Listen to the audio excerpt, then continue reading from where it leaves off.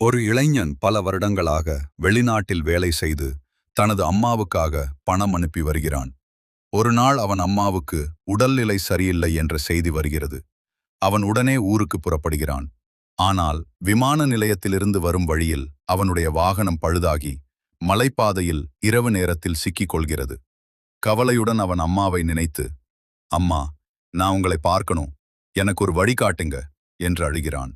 அதே நேரத்தில் அவனுடைய அம்மா வீட்டில் உள்ள சிறிய கோயிலில் கைகளை கூப்பி, முருகா, என் பிள்ளையை பத்திரமாக என்னிடம் கொண்டு வந்து சேர்த்துவிடு என்று வேண்டுகிறாள்.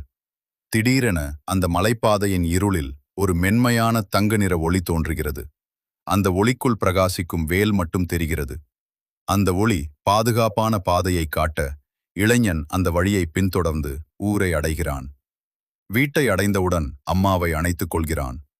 அம்மா கண்ணீருடன், நீ வருவேன்னு எனக்கு தெரியும், முருகன் உன்னை கொண்டு வந்துட்டார் என்று சொல்கிறாள்.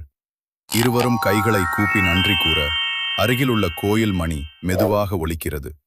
இறுதியில் கோயிலின் தீப ஒளியில் வேலின் சிறிய ஒளிரும் உருவம் மட்டும் தெரிந்து மெதுவாக மறைகிறது.